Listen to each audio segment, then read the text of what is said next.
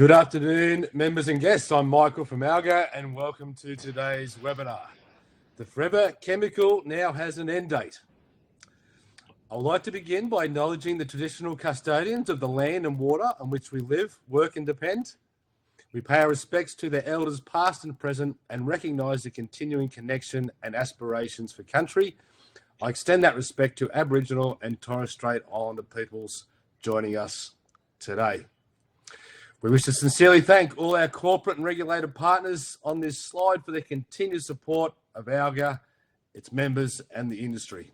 Please contact me directly if your company is not currently a corporate partner and wish to discuss how corporate partnership benefits your team and business while supporting the wider industry we are all part of.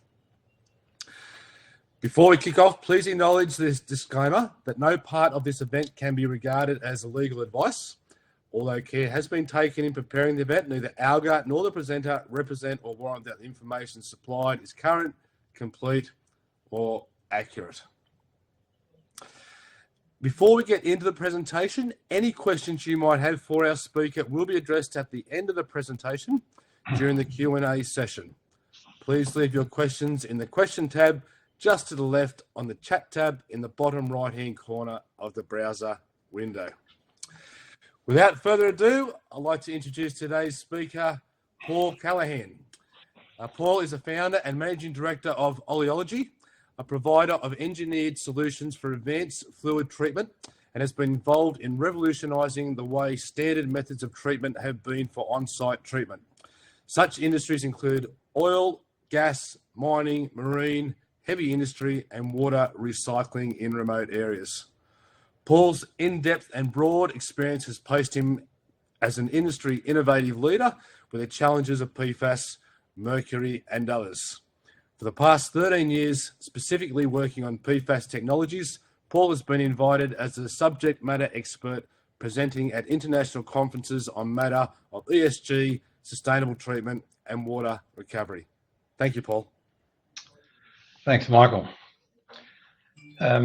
So we'll talk about the PFAS, the issues that surround it, some of the attributes and where we're going with potentially future tech. And I've broken it up over three particular areas. Each one has an aspect to it which influences what we do and how we go about doing it, when we should undertake some work, and how it impacts the environment and everybody that in all of our communities that partake in that environment. So let's start with the history and the magnitude of what we're facing at the present stage.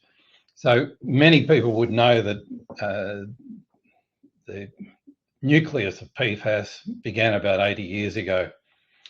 What's interesting though about what we're doing is the peak of production is relatively recent, and much of that still remains in the environment, a lot of it in landfill.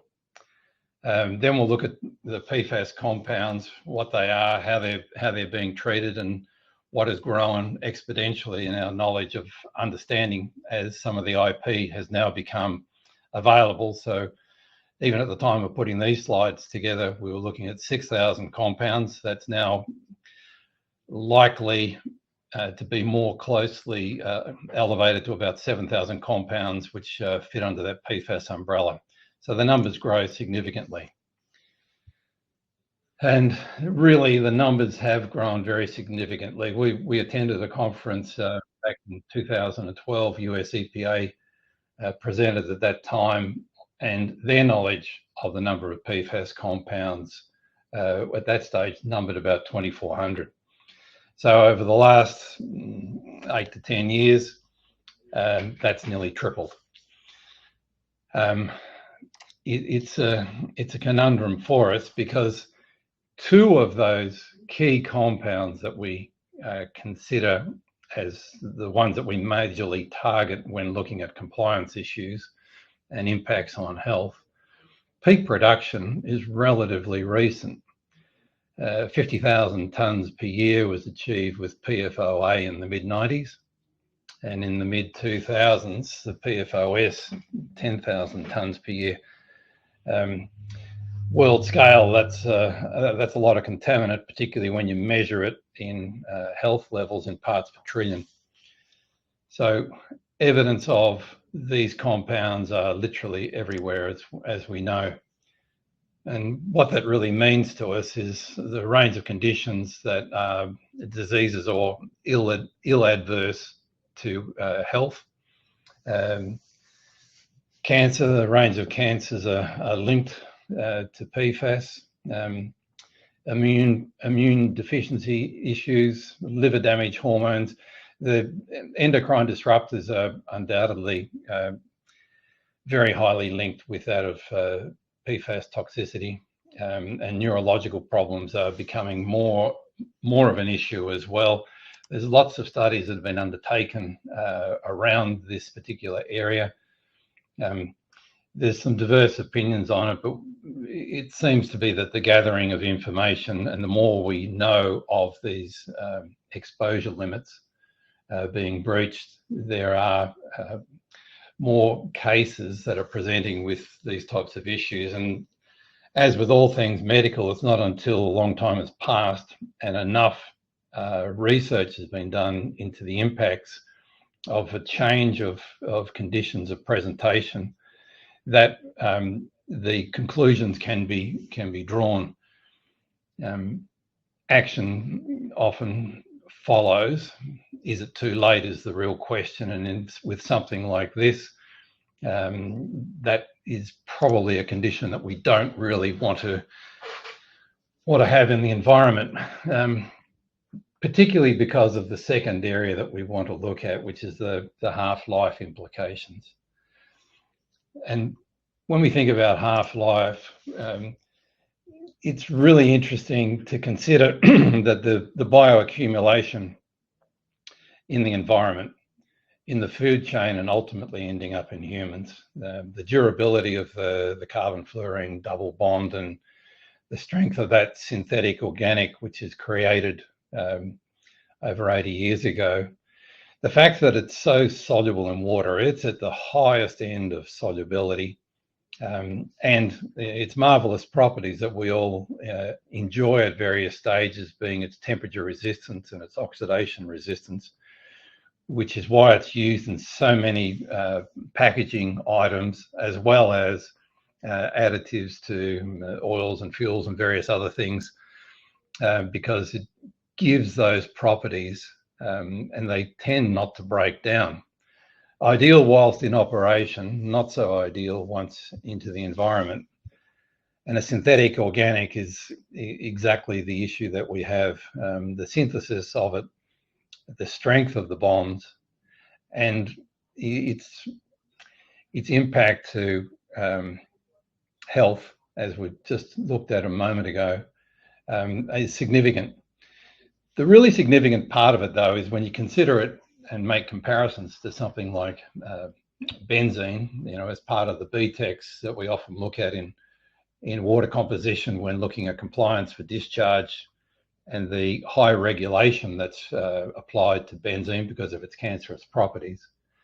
But benzene has a half-life which ranges from hours to weeks before its breakdown.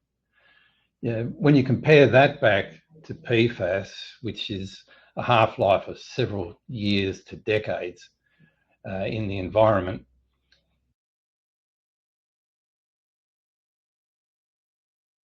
as a discharge to the environment, becomes significantly more of a problem. Bioaccumulation at point source, or bioaccumulation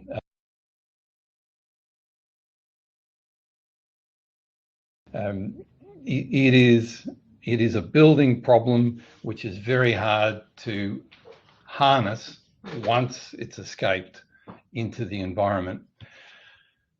And, as many of you probably would know, PFAS is now measured in picograms in the world's oceans.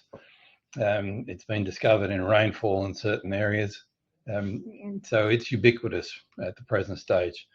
But I think to keep in mind the half-life, the true implications of half-life are something that is hazardous to human life, or the enjoyment of long-term human life is probably the thing that most of all needs to be considered in what we really need to do to overcome this problem as it exists at the present.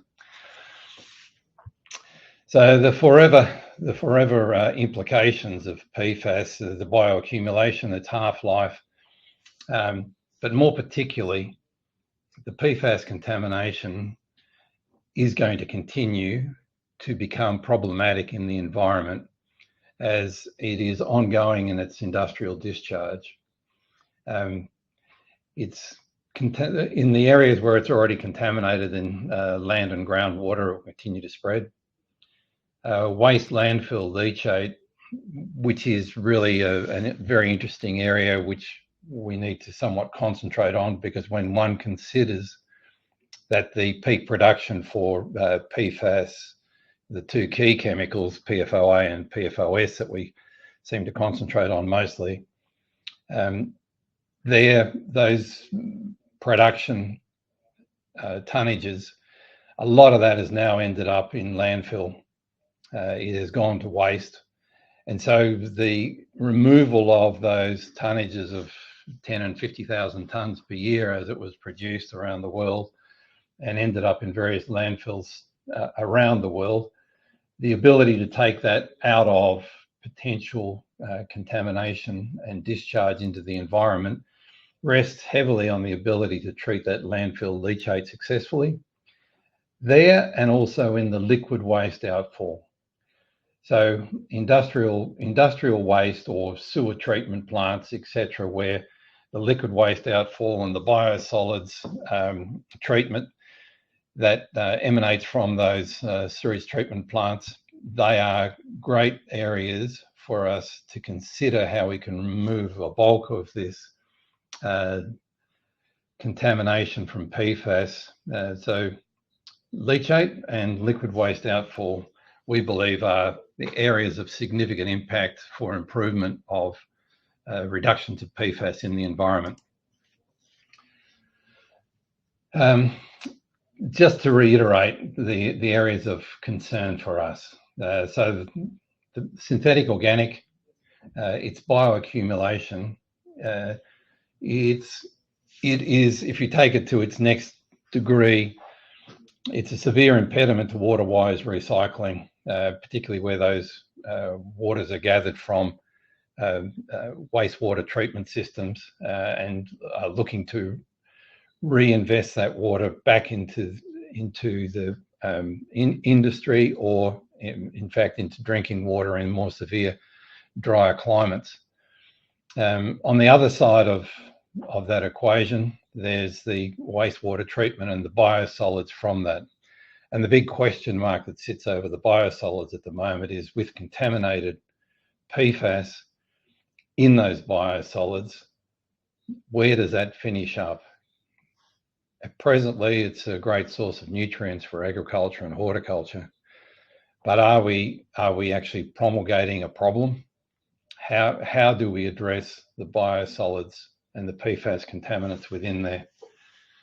There's lots of systems, conventional and other, that can treat liquids, but the treating of the solids, the biosolids, is far more problematic. So we'll concentrate a little bit on the different types of technologies that are around, what's available, potentially the considerations of the available types of technology, comparisons of those, and some examples of potential technologies that we think have a significant positive impact for industry. And there's obviously commercial applications and implications, as well as compliance and the ability to improve compliance for industry and government in applications where PFAS needs to be considered for removal. We believe that in assessing PFAS technologies and treatment of liquid waste, that there are a number of things that you really need to consider. The discharge is obviously the key item of consideration, but when considering a process of treatment, there are a number of off streams that need to be considered as well. So sludge and backwash from treating and removing captured wastes of some sort. If the process requires a backwashing process, then we have a sludge.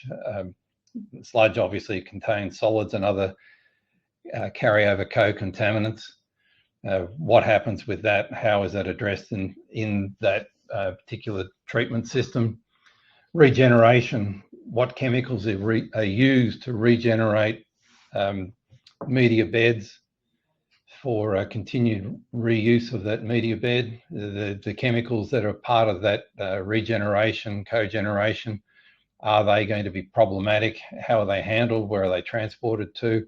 Are they able to be reused in further regeneration? Where is the consolidation of that waste to go? Does that lead to a situation where you need to have more tanks in a space so that you're able to hold these backwash or sludge or offtakes from the process of liquid treatment? Again, leads to more compliance issues and more considerations. Where is the waste storage to happen? How is the waste then to be removed and further treatment? That drives logistical questions about where this treatment system is. Is it in a major city and therefore logistics are quite good? All available services are reasonably local, or is it in a more remote location where agriculture is probably more of a prime importance, but the services that are available for distinct types of treatment are less frequently available? And then you come down to the volumes. What type of process and volume are required? How big does this make the footprint? Is it batch or is it continuous process? And that becomes very important when you begin to look at how do you detect breakthrough? How do you infer the robustness of the system is still compliant? Are we trying to batch and hold in tanks awaiting laboratory analysis? Is that really a possibility? Move down to the energy requirement in these times of ESG. Energy is a very significant factor, both in cost, but also what its carbon footprint is. And again, the same issues arise when you begin to look at that. The sludge and backwash means more pumping. The regeneration may involve heat. It may also require multiple passes on processing for that regeneration of that, again leading to a rise in potentially the tanks, the waste storage, logistics again. Discharge compliance, NEMP2, NEMP3, species protection at 95% or 99%. What is the difference between those two in commercial terms being at 95% discharge or 99% discharge? And what does that really mean for the client or that particular operation in terms of where the discharge occurs, particularly as it relates to future liability? A point source discharge for a waste product that is regulated, that has a half-life of 40 years, is likely to incur some bioaccumulation in that area. So the removal of all those species really needs to be taken into account when you think about the types of PFAS that are going to be discharged. And we'll talk about oxidation of PFAS shortly. So this area discharge compliance is not just here and now as we measure it. It is what other cogeneration of PFAS products that are regulated will come about as a result of only concentrating on one or two. Is there a way of removing a broader range of PFAS compounds to more of a complete end rather than just concentrating on the few that are regulated, and thereby reducing future liability issues that may arise in time to come? The more important things, then you begin to concentrate on how robust is the system. Does it require reprocessing and retreatment in the areas where the compliance can't be assured because of the lack of robustness? How do you overcome the issues of non-compliance when it may arise? How certain are you of the co-contaminants that are coming in the raw water treatment at the beginning, to understand what those co-contaminants may do to the treatment system that has chosen for its ability to treat the co-contaminants as well as those targeted contaminants. Regulator approval becomes really important in being able to prove how robust the system is. And as I said, do you have multiple tanks and then have a very large requirement for land space so you can batch, hold, sample, analyze,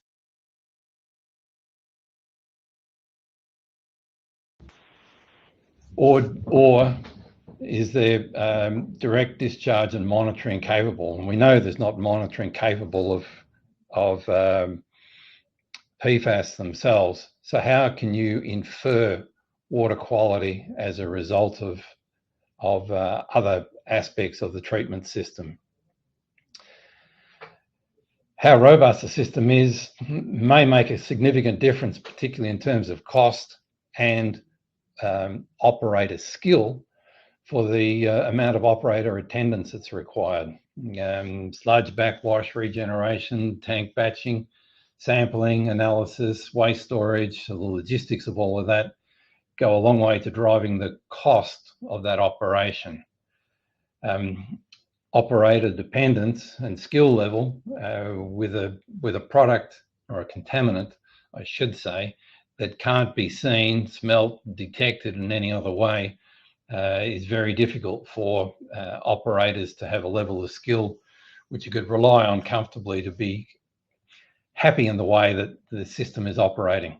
So how does all that work, and what are the technologies that are currently available and are the ones that we rely on? And I've broken this up into a few different areas. So off the shelf and tried and proven water treatment systems that have been around for quite a period of time, and we all understand. Granular activated carbon, ion exchange resin, reverse osmosis really fits into that first group. More of recent times, there's been the foam fractionation, which has proved itself to be a very good way of treating high levels of contaminant, particularly in the PFAS area. And that's a relatively new innovation that's come about. There's also been the development of absorbent infused medias and also non-thermal plasmas. And these, in their application for PFAS, have only been over the last decade or so that there have been developments. And the developments have been relatively significant. So from group 1, 2, and 3, you would say that there are conventional systems, newer modifications on the development of treatment systems for foam fractionation and absorbents and non-thermal plasmas. Scaling up of some of those have been problematic, but there is light at the end of the tunnel for some of them. The history and data are really critical for the future considerations. They are what we need to consider as we apply a technology into a particular area. And by that I mean, as regulation continues to become tighter, as technology improves, as the technology of treatment improves and the technology of detection improves, so too does the regulation change. So the critical considerations really in that respect is, what do we do now which we need to consider what that might look like as a compliant treatment in 10 years' time, knowing that both the level of compliance is likely to lower the maximum concentration limits that are allowed for discharge, and the technologies are likely to improve as well. So how do we reduce the impact, and what's going to be the PFAS legacy that we leave behind for the generations to follow? And how is the consideration for the removal really to be assessed? The cost, the energy, the technology. Do we remove all or just some? Do we change state of some of those targeted contaminants? And is that adequate, or are they going to reappear? And what is the impact of co-contaminants as it appears in the raw water? What impact do they have on the process? And how sure are we, as suppliers of technology, able to guarantee a water treatment system will, in fact, be able to deal with the changes in co-contaminants? Because the level of waste that's in the raw water may, in fact, change over time, and leachate's a very good example. This becomes really prevalent as an issue when we begin to consider the need to potentially remove all of the PFAS compounds. The targeting of PFOA, PFOS, and PFHXS, for instance, and the removal of those can be done in a few ways. You can remove them with a carbon or an infused media or ion exchange. But if you allow some of the other not targeted compounds to remain, then those compounds and some of the fluorotolymers, which over a period of time oxidize, then they will end up ultimately degrading through oxidation processes to PFOA. So the targeted problems initially are removed, but if the other fluorotolymers and other PFAS compounds of a broader nature aren't removed, then we have the issues of the reformation of some of those targeted compounds emerging in time to come. I guess I'm advocating for a broader range removal solution rather than just the narrow range of concentration on those limited few compounds, which are probably the top three that we look at most often. And really, to that point, with an eye to the future and really thinking about liability and legislation changes, that change in the US EPA legislation and the MCL limits, the concentration limits that have now been set by the US EPA, and in our discussions with them over the last few years, which have really concentrated on their motto, which is really, we'll only legislate to the level which technology enables us to either detect or to treat.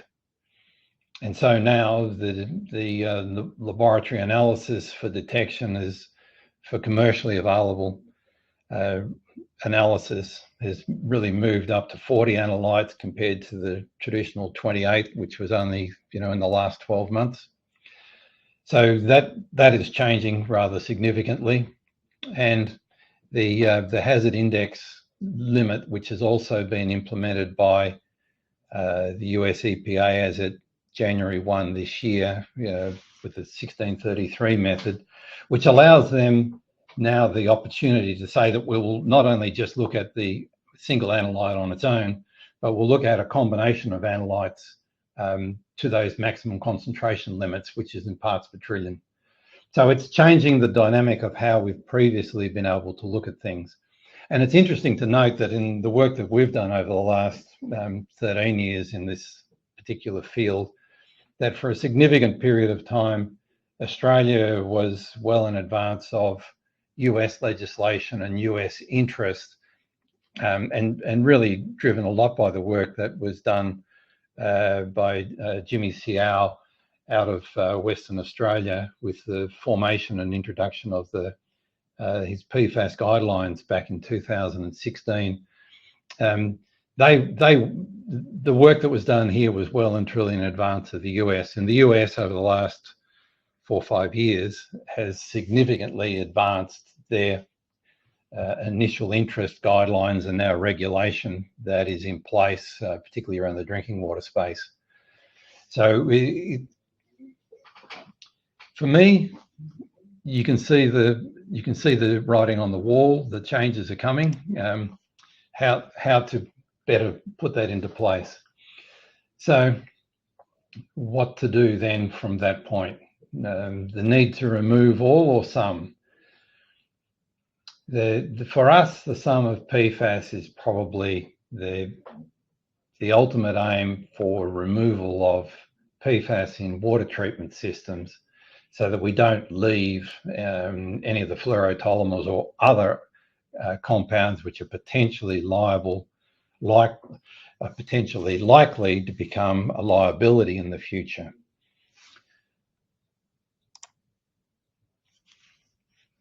Just to consider some of those issues that are surrounding the way that I've grouped and like to consider the different technologies that are available. So more of the conventional technologies, and a lot of these are deployed throughout the world and work successfully. There are some issues with GAC ion exchange and reverse osmosis. Their ability to remove a broad range without breakthrough, the volume of waste that's generated in some of the systems. There, in some areas of ion exchange, the competing of nitrogen-based compounds for the same sites that in ion exchange resins that PFAS links with, and the potential for those to have breakthrough at an earlier time. Their ability to deal with high levels of co-contaminants are also problematic. So other organics and so forth that are in the water become problematic. And the PFAS, the short or long chain compounds affinity. The group two, with the advent of systems like foam fractionation, which I've said is a significant breakthrough, they tend to rely also on more of the traditional polishing at the back end, being a GAC or ion exchange. So there's some limitations in a similar way, but probably to a lesser extent as the group one. And then the group three, which is where we've been concentrating in our innovation and research and development, is around infused absorbents, which have high affinity for synthetic organics and non-thermal plasma, and the development of that. We see that as the potential way forward for future installations. So some work that's been done previously by others, and this formed part of a presentation that was given in Auckland some years ago. I guess it's a known factor on the absorption and the activated carbon and its ability or its effectiveness and efficacy about short chain PFAS removal.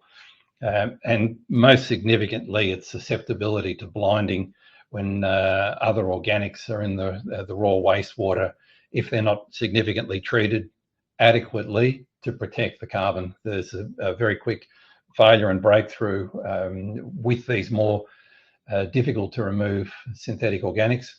And similarly with ion exchange, the same problem really does exist. So what do we do? And it needs to be considered more like an onion. We call it the onion analogy. There is a step change through treating of water such as leachates or mixed waste streams, so that the easier, more simple to remove organics or other waste such as free oil, suspended solids, etc. They're removed in the first stage. Successively, the more difficult to remove oily emulsions are removed following that. And the process is one of stepped, staged reduction. It's sequential in its ability to remove targeted ranges of contaminants by stage in order to protect the polishing membrane which sits at the back end. So free oil as an example, oily emulsions which are harder to remove then come out, the semi-solubles that follow that, and then the soluble organics and soluble metals need to be removed at the inner stages and the latter stages of the sequence, really leaving the PFAS, which is the highly soluble end of waste contaminant contained within the water, for the polishing media to remove. By doing that, we're able to achieve a high level of robustness. We don't have early breakthrough through blinding of media. And that robustness then leads to surety for ongoing treatment. Surety of ongoing treatment, robustness, reduces the need for batching and sampling before discharge. So this robustness and multi-stage treatment increases the affinity by each stage of removal. We remove in stages, and each stage of removal extends the life of individual stages in the sequence. So we have the pre-treatment for co-contaminants removal. We have secondary treatment for homogenizing and making the water more of a consistent quality of co-contaminants that are residual. We remove those in the various sequence of stages in that secondary treatment area. The tertiary treatment is really about polishing. So we are now being able to treat at the back end, and apologies there for some of the spelling mistakes as this has been translated. So one of the treatment systems that we utilize, and I've mentioned before, is infused media. Significant advantages in there in the rate of reduction for high levels of co-contaminants as well as high levels of PFAS. Small footprint, high flow rate, low energy as a result of low pressure drop across the media. Hydrophobic in nature, and therefore leaves a small volume of dry waste.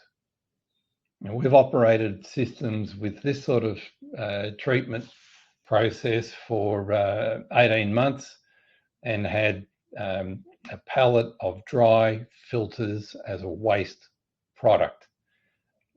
Simple to remove, low risk, particularly in transportation, and able to be either thermally oxidized or go into deep burial. Because it is processed by stages, it becomes robust.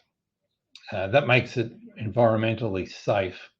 We don't add any chemicals during this part of the process.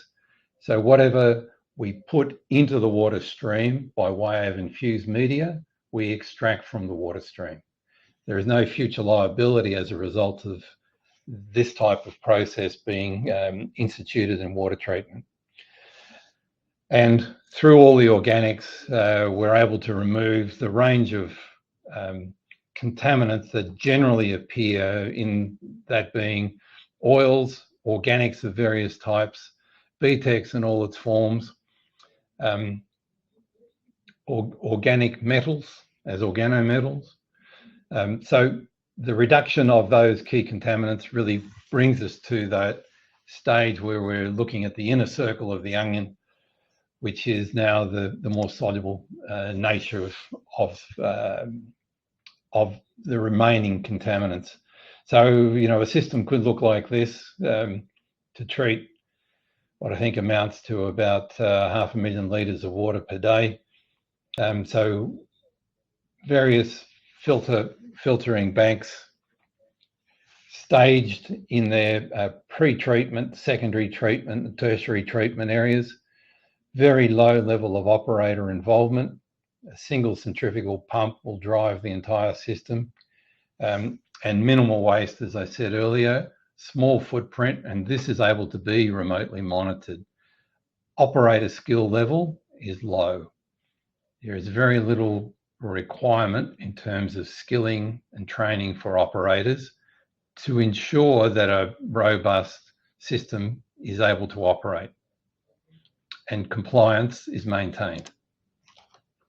Similarly, a larger system treating 1 million litres a day to non-detect would look something like that. How does that really work, and what are the numbers when we begin to look at the treatment? So we've captured the key elements that we tend to look at in PFOS and PFHXS and PFOS, and the sum of PFAS on the graph.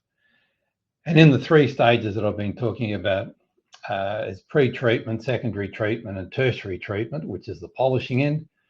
We can see here that about 95% reduction of contaminants occurs in the pre-treatment and the secondary treatment. That is, in the initial stages of infused cartridge treatment for removal of PFAS. That, by its very nature, is able to reduce peaks. So if we have changes in either the organics as co-contaminants or the synthetic organics as PFAS compounds, we're able to reduce those raw water numbers significantly, such that the water that's reaching the tertiary polishing treatment system is in fact homogenized. We're at a low level, we don't have significant co-contaminants, nor do we have significant levels of PFAS residual in the water, hence the ability to maintain a robust discharge. To give an idea of what that really means in terms of discharge, some sites that have been operated for significant periods of time. On the very right-hand column is the levels of discharge that are achieved. Some of those are requiring sampling and analysis as batching, because that's necessary for the compliances required by the client, and those others are run on a continuous basis because the ongoing sampling monitoring has been consistent over over the last 3-4 years. But significantly there, we're below levels of detection for just about all of those sites in their compliance requirements. And that's across the board for PFAS, fluorotolumers included. If we're looking at 95% species protection as required by some of the clients, reducing the contact time, size of vessels, so forth, we're able to do that as well. I question really the need for doing that. The commercial implications to move from 95% to 99% are very small over the life of the system. If you look at the capital cost to build a plant with the PLC, the electrical controls, the motor operated valves, all of those same things are really required and do not change when engineering a system for a 99% nor 95% installation. So it's really as our recommendation to clients as we go through the consultative process is to say, why wouldn't you treat to the higher level of species protection? What is the advantage of not doing it? Some images of the type of system setup, and when we talk about a small footprint, on the left-hand side, next to the roadway, which is just to the right of center of screen of the image, you'll see a small number of vessels to the right-hand side of the roadway, which makes up a ground dewatering system for treatment of water during construction, which had essentially solids, some organics, and PFAS that had to be treated to 99% species protection, which was done on a continuous basis through the ability of this system to be deployed on small numbers of skids where there isn't space available. So having a small footprint was really the only way that this particular client was able to implement the requirement to meet council, local government regulations.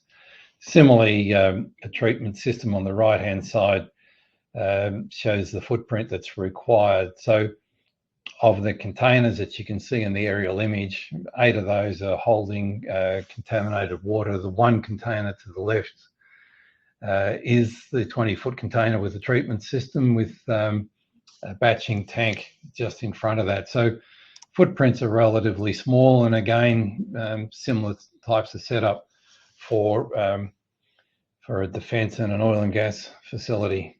Again, a 20-foot container with all the operational requirements contained within the 20-foot container for ongoing water treatment.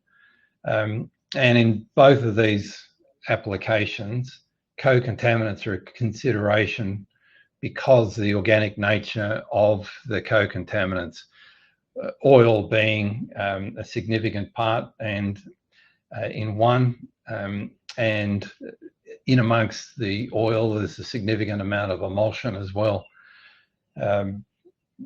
Comparisons were done by one of the clients to assess the performance of the infused filtering system that we'd recommended compared to a carbon system.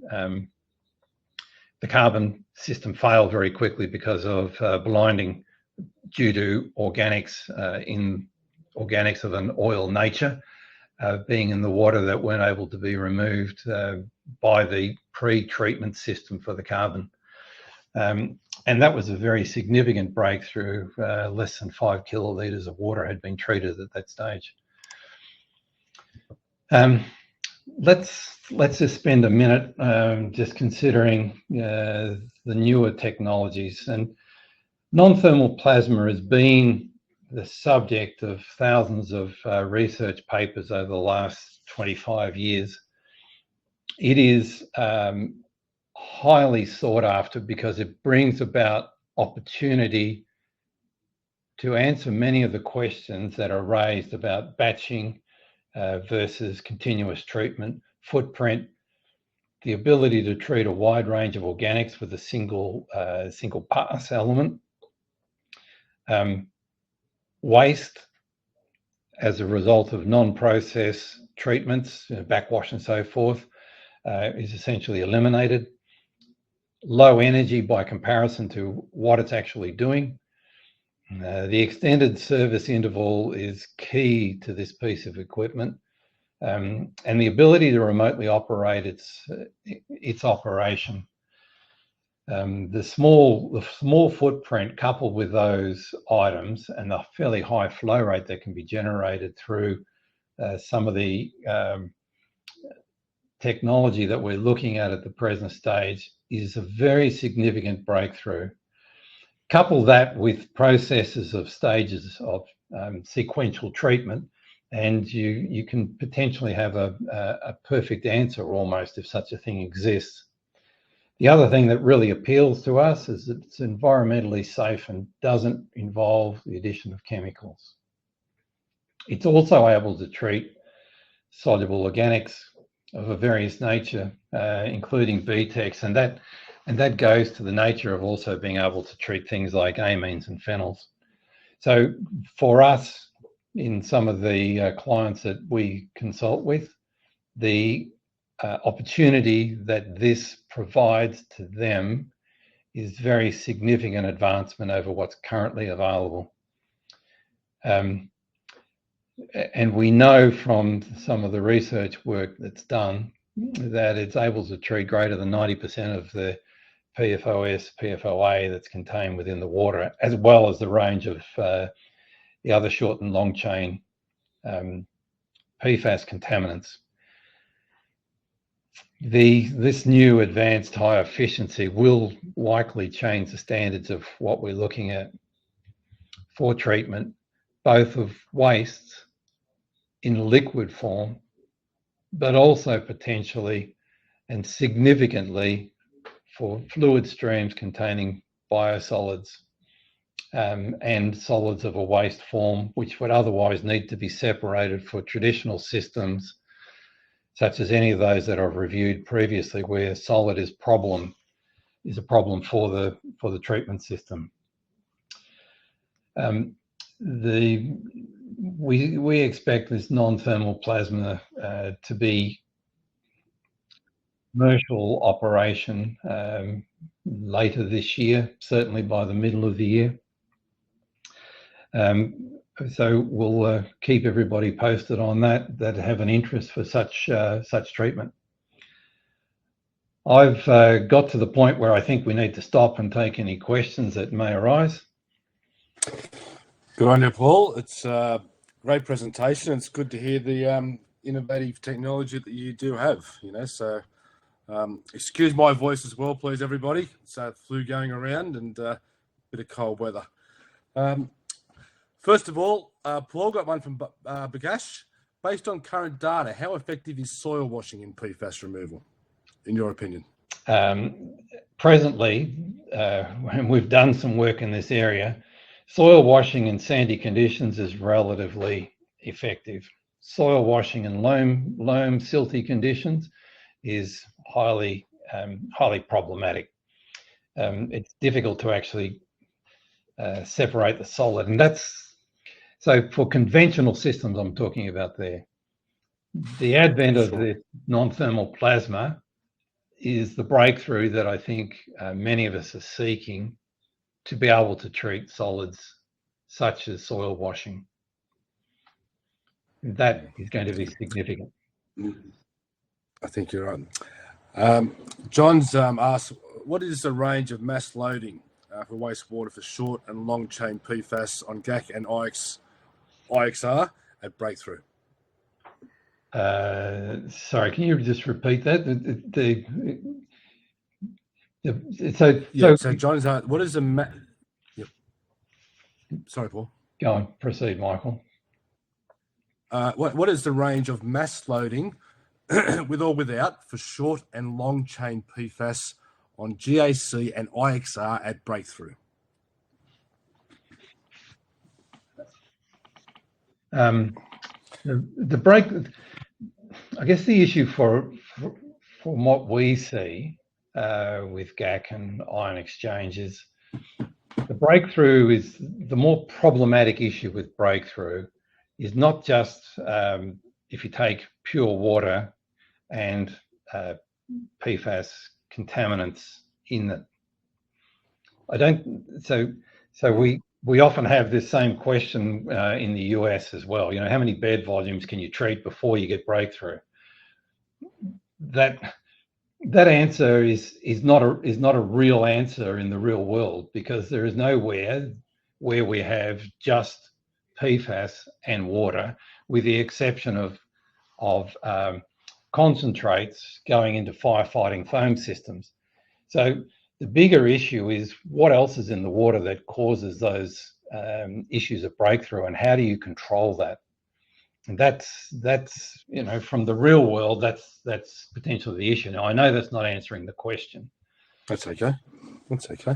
Paul Peters asked, and with your types of technologies and certainly others as well, shown with smaller footprints and for decontaminating construction site performing regional council landfill sites, And I suppose on top of that, I mean, I actually live in a regional area, and you know, from a wastewater, we wouldn't have the same technology as a Sydney Water or Water Corp may have in dealing with their PFAS in wastewater treatment. Yeah, so I guess we've deployed these systems in various areas across Australia, and a number of them are remote. So the ability to treat small volumes is really, in terms of cost per kiloliter, is no more expensive than treating high volumes. So the economy of scale doesn't change.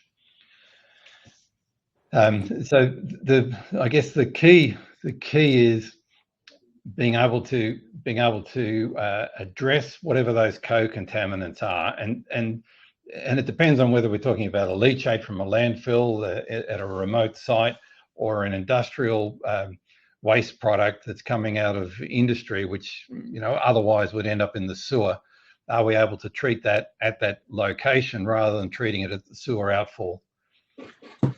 So that we often have clients come to us and say, hey, can you assist us with, and they point to the end of the pipe. And we say, well, yes, we can. We can put something at the end of the pipe, no problem. We can design around that, but let's look back upstream. You know, we had an issue in Malaysia a few years ago where exactly that very well-known large oil and gas company said, we've got an issue with BTEX in our discharge compliance. We have to be less than 0.1 ppm, and it ranges at different stages. And we said, well, that's interesting. Where does your wastewater come from? They said, don't worry about that. Let's just look at the end of the pipe. And we said, we can do that, but just bear with us. So we went back and looked at it, and it was really less than 10% of their water was coming out of tank drainings, where 95% of their issue was. And we said, let's fix that. Let's not try to build something to treat the megaliters a day that you need at discharge, when we can intersperse the existing technology that you have for treatment with something that's appropriate to treat that concentration. So the answer to the question is there's a range of opportunities, which is why it's more of a consultative process when looking at what is the issue. You know, let's identify where it really comes from. Yeah, good call. Paul Andrews asked, what is the potential for these types of technologies to release PFAS, or as either PFAS, ultra short chain, or incomplete combustion products to air? Have you come across any studies being done in that respect? Yeah. So the work has been done for the benefit of the US EPA to gain non-leaching specifications for discharge to environment once captured. So it's already passed those EPA requirements. So if you're going through thermal oxidation, yes, that obviously needs to be done. There's only a few places in Australia that can do that to get to elemental form rather than reduced short chain discharge as a result of discharge to atmosphere through non-complete combustion or oxidation. Does that cover that answer, Michael? Certainly does, Paul. I think you've done well, mate. Tom asked, how does the upstream, and I've probably got a couple more questions, Paul, then we'll have to call it a day, but we'll make sure that we'll get the other questions across to you if that's okay. Yes. How does the upstream treatment approach translate for upstream issues which are highly dispersed, in the example of wastewater/sewage treatment? Well, depends how upstream you want to go. Obviously, we can't deal with everything that's in the wastewater treatment as it arrives at the sewage treatment plant. The sewage treatment plant's got to run its main course. So you would say that's the primary treatment system. From that, we then end up with a liquid and essentially a biosolid. It's at that point there we would begin to say that's the area which we would call pre-treatment. for raw water for treatment at that stage, at which point we're fine to deal with those types of residual contaminants that remain within the water. Likewise with the biosolids, it's at that point where the biosolids discharge would be treated that particularly the non-thermal plasma is able to treat those solids and solids up to about 20 mil in size. So there's a significant element of breakthrough here in the ability to pass solids through as biosolids and treat that with non-thermal plasma type technology. Yeah, cool. And probably I'll leave the last one, and I thought it's appropriate, Paul. Ian Phillips has asked, and I just had his question, it just went blank on me, so please bear with me. You mentioned, first of all, great presentation. You mentioned oily water and emulsions being challenging for filtration. You're probably across the use of coagulants, emulsion breakers, etc. Ian's looking at building on standard filtration approaches with in situ solutions for both soil and groundwater, hotspots and source, using ZVI and electrocline. And it addresses all species and is low power, low footprint. What are your thoughts on these in situ approaches?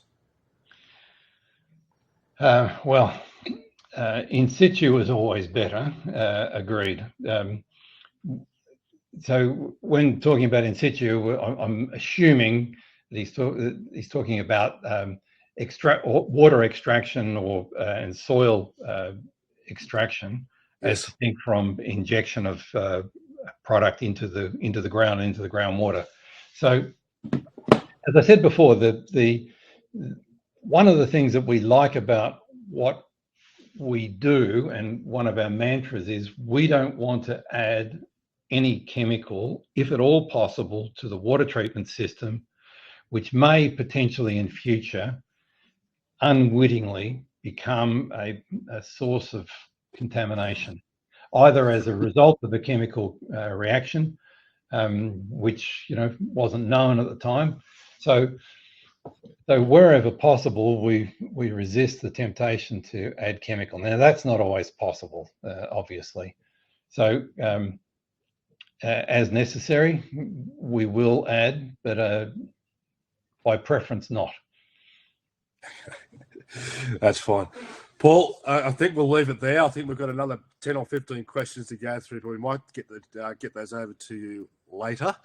To our members and guests out there, thank you for all attending. It is all the time we have for today.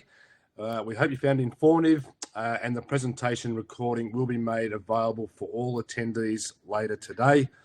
Paul, thank you again for your wonderful presentation. You got some great feedback in the chat. It was very informative. Appreciate your insights and also your technology, which we wish you continued success with. Paul, thank you so much, and till next week, everybody. Goodbye. Thanks, Michael. Thanks, everyone.